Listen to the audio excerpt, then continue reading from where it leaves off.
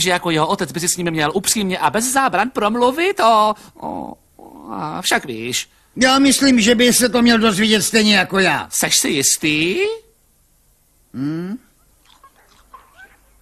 Halo, pane, ty dvě opice se navzájem vraždí. Aha. Asi máš pravdu, takže nás omluv. Tohle je posvátný okamžik mezi synem a otcem. Chlapče, žena je v mnohem jako lednice. Výška 1,80 m, váha 100 kilo. Ne, počkej, vlastně žena je spíš jako pivo. Hezky voní, hezky vypadá. Šel bys proti vlastní matce, abys ho dostal. Nemůžeš se zastavit, hned chce jít další.